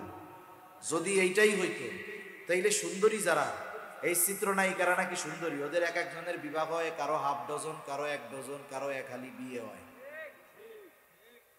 কোটি টাকার কাবিন হয়, বেলুনের মতো বিশাল আয়োজন করে বিবাহ হয়। ফুটুস করে একদিন দেখি যে এদের মধ্যে বলে বিবাহ শাদী আর নাই। তাহলে আফটার ম্যারেজ আর বিফোর ম্যারেজ ভালোবাসার মধ্যে তফাৎ আছে। বিফোর ম্যারেজ মানে বিবাহের পূর্বের ভালোবাসাতে প্রায়োরিটি পায় চেহারা, টাকা পয়সা, বংশ। কিন্তু আফটার ম্যারেজ স্বামী স্ত্রীর এই ভালোবাসার মধ্যে প্রাধান্য পায় আখলাক, চরিত্র, দিনদারিতা। ঠিক কিনা বলেন? তাহলে যেটা আমার জীবনের প্রয়োজন সেটা আগের থেকে ধরে নিলে সমস্যা কোথায়? এজন্য যারা বলে যে দাড়ি রাখলে সুন্দর ভালো মেয়েরা পছন্দ করবে না, আমি বলি যেই মেয়ে দাড়ি পছন্দ করে না, ওই মেয়ে কশ্চিনকালে ভালো হতে পারে না। সর্বশেষ একটা কথা বলি, এ দুনিয়াতে কি আমরা কেউ থাকতে পারবো? আমাদের পূর্বপুরুষ কেউ থাকতে পারে নাই। আপনাদের মাইকেও মাঝে মধ্যে মানুষ মারা গেলে এলান করে না, অমুকে ইন্তেকাল করছে। এখন তো আমরা ওই এলান শুনতেছি, একদিন আমার আপনার এলান এরকম করবে নাকি? 2-4 জন আছেন না, হুজুর আমি অমৃত সুধা পান করেছি, আমার কোনো অসুবিধা নেই, আমি আবে হায়াত খাইছি, এরকম কেউ আছে দুনিয়ায়? কেউ থাকতে পারবে না। আমি শুধু একটা চিন্তা আপনাদের মাথায় ঢুকায় দিতে চাই, একটু চিন্তা করেন। আমার আপনার যখন মরণ হবে, আমি মরি আর আপনি মরেন, যেহেতু লেভেলে আছে মুসলমান, পরিচয়টা মুসলমান, আমাকে আপনাকে সুন্দরভাবে গোসল দিয়ে কাফন পরিয়ে লাশের খাটিয়ায় উঠায়া জানাজার ময়দানে নিয়ে যাওয়া হবে, জানাজা হবে। এবার লাশটাকে নিয়ে যাওয়া হবে কবরের পাশে। কবরের মধ্যে 2 জন ব্যক্তি নামবে, উপর থেকে 2 জন আমার আপনার দেহটাকে ধরায় দিবে, নিথর দেহ। এই যে যখন কবরস্থ করা হয় লাশ, এই সময় একটা দোয়া পড়া হয়, বিসমিল্লাহি ওয়া আলা মিল্লাতি রাসূলিল্লাহ। এই দোয়া একদিন এখন আমরা হয়তো পড়ি, এক সময় আমাদের ব্যাপারে পড়বে। কি বলা হয় এই দোয়ার মধ্যে? একটু দিলের কান দিয়া শুনেন শেষ কথা। কি বলা হয়? মূলত বলা হয় এই কথা, আল্লাহ আপনার নামে এমন একজন মানুষকে এখন কবরস্থ করতেছি, আল্লাহ যার গোটা হায়াত সুন্নাতের উপরে অতিবাহিত হয়েছে, যখন সে মারা গেছে সুন্নাতের উপরে ছিল, যখন তাকে কবরস্থ করতেছি এখনো সুন্নাতের উপরেই আছে, এমন এক ব্যক্তিকে আপনার নামে এখন কবরে রাইখা দিতেছি, এই কথাটাই মূলত বলা হয়। কষ্ট নিয়েন না, আমি শুধু এতটুকু কথা বলি, আমরা কে কোন সময় মারা যাব বলা যায় না। এখান থেকে আমি বাসায় নাও ফিরে যেতে পারি, এর কোনো নিশ্চয়তা নাই। একটু চিন্তা করে দেখেন, এই দোয়াটা পড়ে অথবা এই কথাটা বলে যেই লোকটাকে কবরস্থ করা হলো, দেখা যাবে গোটা জিন্দেগি সে কখনো সুন্নাতের পাশ দিয়াও হাঁটে না। না তার চেহারায় সুন্নাত আছে, না তার কর্মে সুন্নাত, না তার লেবাসে সুন্নাত ছিল। একটু বুঝে থাকলে জবাব দিবেন, যেহেতু মুসলমানের সন্তান তার ব্যাপারেও এই দোয়াটা পড়া হবে কি হবে না? কিন্তু বলেন তো, তার বাস্তবতার সাথে আর এই দোয়ার কথার সাথে মিল আছে কি? এখন তার ব্যাপারে এই দোয়াটা সত্য হবে নাকি মিথ্যা হবে? শুধুমাত্র এতটুকু অনুরোধ করি, কোন সময় মরণ হয় বলা যায় না। আমি যদি এখনই মারা যাই অথবা আগামী দিন মারা যাই, 2 দিন পরেও যদি মারা যাই, যখন আমাকে কবরস্থ করা হবে ওটা হবে আমার অনন্তকালের সফরের প্রথম মঞ্জিল।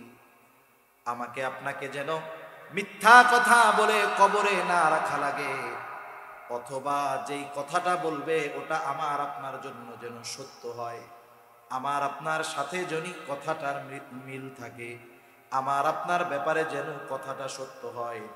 এই আলোকে যদি জীবন না সাজাতে পারি, মনে রাখবেন ওই জীবন বড় ক্ষমতার অধিকারী হতে পারে, ওই জীবন কোটি কোটি ডলারের মালিক হতে পারে, কিন্তু আল্লাহর কসম ওই কথাটার সাথে যদি আমার আপনার জীবনের বাস্তবতার মিল না থাকে, আমি আপনি সফল হতে পারি নাই, তাহলে আমার আপনার নামটা ব্যর্থদের তালিকায় চলে যাবে। এজন্য জীবনটাকে আমরা ওইভাবে সাজাবো। সাজানো যাবে তো ইনশাআল্লাহ? আমরা আল্লাহ এবং রাসূলকে সর্বোচ্চ ভালোবাসি এবং তাদের ভালোবাসার প্রমাণ দেওয়ার জন্য যা করার দরকার সেটা যদি করতে পারি, তাহলে ঈমান কামেল হবে। এই মুহাব্বত, এই ভালোবাসা আমাকে জান্নাত পর্যন্ত পৌঁছায়া দিবে ইনশাআল্লাহ। আল্লাহ সুবহানাহু ওয়া তাআলা আমাদের সবাইকে আল্লাহ এবং রাসূলের প্রতি প্রকৃত মুহাব্বত ধারণের প্রদর্শনের তৌফিক আল্লাহ তাআলা দান করেন। সকলে বলি আমিন। ওয়া আখিরু দাওয়ানা আনিল হামদুলিল্লাহি রাব্বিল আলামিন। আসসালামু আলাইকুম ওয়া রাহমাতুল্লাহি ওয়া বারাকাতুহু। দুরূদ শরীফ পড়ি। আল্লাহুম্মা সাল্লি আলা মুহাম্মদ ওয়া আলা আলি মুহাম্মাদিন কামা সাল্লাইতা আলা ইব্রাহিম ওয়া আলা আলি ইব্রাহিম ইন্নাকা হামিদুম মাজিদ। আল্লাহুম্মা বারিক আলা মুহাম্মাদিন ওয়া আলা আলি মুহাম্মাদিন কামা বারাকতা আলা ইব্রাহিম وعلى آل إبراهيم إنك حميد مجيد. الحمد لله رب العالمين والعاقبة للمتقين والصلاة والسلام على خير خلقه محمد وعلى آله وأصحابه أجمعين. ربنا ظلمنا أنفسنا وإن لم تغفر لنا وترحمنا لنكونن من الخاسرين. ربنا آتنا في الدنيا حسنة وفي الآخرة حسنة وقنا عذاب النار. ربنا لا تزغ قلوبنا بعد إذ هديتنا وهب لنا من لدنك رحمة إنك أنت الوهاب. وأفوض أمري إلى الله إن الله بصير بالعباد. حسبنا الله ونعم الوكيل نعم المولى ونعم النصير. اللهم حاسبنا حسابا يسيرا. اللهم حاسبنا حسابا يسيرا. اللهم إنك عفو كريم تحب العفو فاعف عنا. ওগো দয়াময় আল্লাহ, গভীর রাত পর্যন্ত দিনই আলোচনা করার পরে গুনাহ মাখা হাত আমরা তুলে ধরেছি আল্লাহ।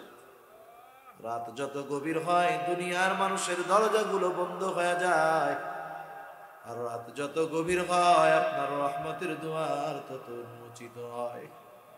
আয় আল্লাহ, আমরা গুনাহগার, আপনি গফফার। আমরা গুনাহ করতে ভালোবাসি আল্লাহ, আপনি ক্ষমা করতে ভালোবাসেন। আয় আল্লাহ, আপনি আপনার গফুর, গফফার, রহিম, রহমান নামের উসিলায় যে যেখান থেকে হাত উঁচু করেছে আল্লাহ, আমাদের সকলের বিগত জীবনের সকল ধরনের গুনাহগুলো আপনি মাফ করে দেন। আয় আল্লাহ, আমাদের আত্মীয় স্বজনের গুনাহগুলো মাফ করে দেন। যারা দুনিয়া ছেড়ে অন্ধকার গহীন কবরে চলে গেছে আল্লাহ, গুনাহগুলো মাফ করে কবরগুলো আপনি জান্নাতের টুকরো বানায়া দেন। ইয়া রাব্বাল আলামিন, আমাদের মধ্যে যারা অসুস্থ, সুস্থতা দান করেন আল্লাহ।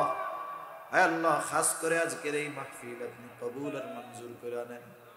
যেই মসজিদ এলাকাবাসীর উদ্যোগে মাহফিল, আয় আল্লাহ, আপনি মসজিদ ও এলাকাবাসীকে কবুল আর মঞ্জুর করে নেন। ইয়া রাব্বাল আলামিন, খাস করে এই মাহফিল কামিয়াবির জন্য ও মসজিদকে ভালোবেসে যে যেভাবে সহযোগিতা করেছে আল্লাহ, সকলের ছোট বড় সকল প্রকার সাহায্য সহযোগিতা কবুল আর মঞ্জুর করে নেন। সকলের মনের নেক আশা কবুল করে নেন। ইয়া রাব্বাল আলামিন, तमाम দুনিয়ার মুসলমানদের জান মাল ইজ্জত হেফাজত করেন। খাস করে ফিলিস্তিনের মাজলুম মুসলমানদের হেফাজত করেন। আয় আল্লাহ, যারা জালেমদের বিরুদ্ধে জিহাদ করতেছে আল্লাহ, আয় আল্লাহ, আপনি তাদের জন্য আসমানি সাহায্য পাঠান। আয় আল্লাহ, খাস করে আমরা যারা হাত উঁচু করেছি আল্লাহ, আমাদের মধ্যে হয়তো অনেকের মা নাই, অনেকের বাবা নাই। আয় আল্লাহ, মা বাবা কত বড় নেয়ামত, যার নাই সে বোঝে মা বাবা কত বড় নেয়ামত। আয় আল্লাহ, অনেকে হয়তো নিজের হাতে মোহাব্বতের মা বাবাকে কবরে শোয়া রাখছে আল্লাহ। দুনিয়ার অপর প্রান্তে আমেরিকার খবর মুহূর্তের ভিতরে পাওয়া যায়, দেখা যায়। 3 হাত মাটির নিচে মোহাব্বতের মা বাবা কবরের খবর জানাও যায় না, দেখাও যায় না।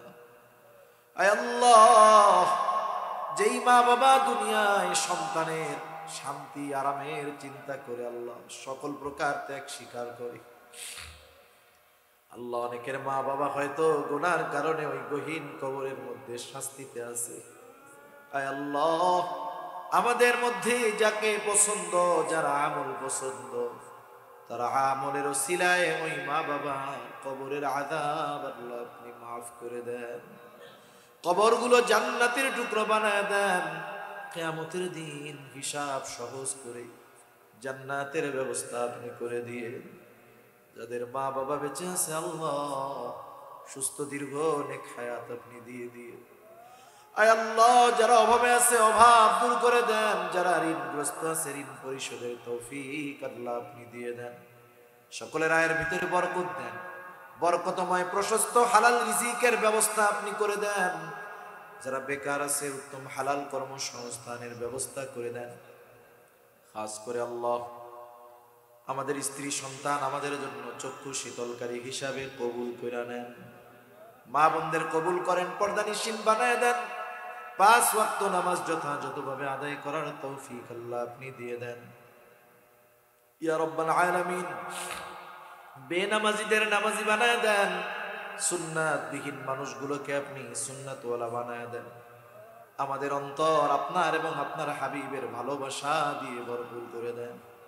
ইয়া রাব্বাল আলামিন, সকল প্রকার পাপ ও অশ্লীলতা থেকে আমাদের বেঁচে থাকার তৌফিক ও হিম্মত আল্লাহ আপনি দিয়ে দেন।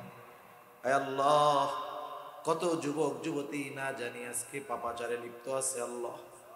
আয় আল্লাহ, অনেক তরুণ যুবক পাপ থেকে বেঁচে থাকার চেষ্টা করে। আয় আল্লাহ, ওই তরুণ যুবকরা সহ আমাদেরকেও পাপ থেকে বেঁচে থাকার তৌফিক ও হিম্মত দেন। আয় আল্লাহ, যারা পাপাচারে লিপ্ত আছে তাদেরকে সহি বুঝ দান করেন আল্লাহ। আমাদের নসল আগামী প্রজন্মকে হেফাজত করেন। ঈমান বিধ্বংসী ষড়যন্ত্র চক্রান্ত প্রত্যেকটা মুসলমানকে অনুধাবন করার বুঝবার তৌফিক আল্লাহ আপনি দিয়ে দেন। ইয়া রাব্বাল আলামিন, আমাদের এই জিন্দেগি হায়াত উলামা ইকরামের পরামর্শ তত্ত্বাবধানে অতিবাহিত করার তৌফিক দিয়া দেন আল্লাহ।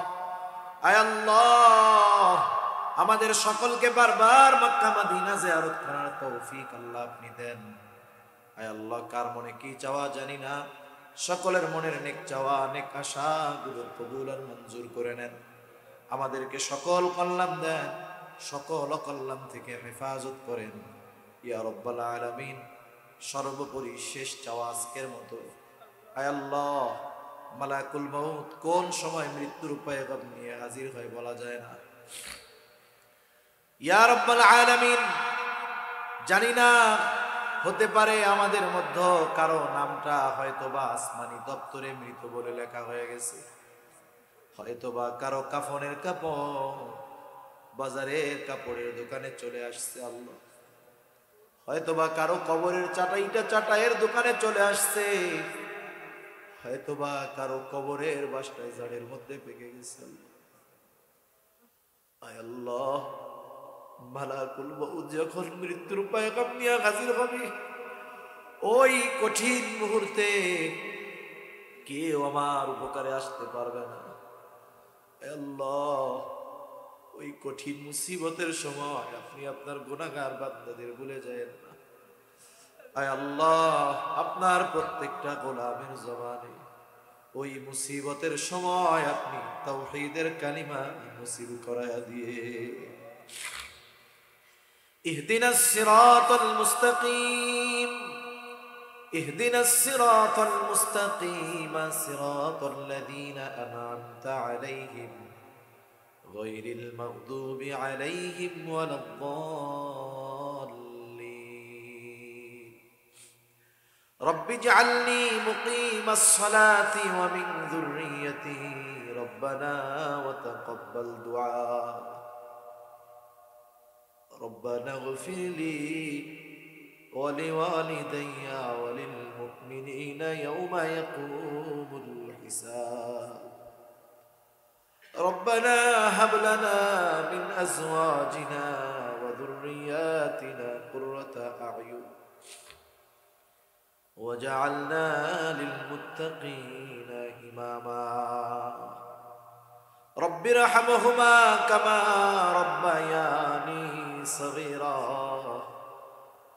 رب ارحمهما كما ربياني صغيرا وصلى الله تعالى على خير خلقه محمد وعلى آله وأصحابه أجمعين آمين برحمتك يا أرحم الراحمين.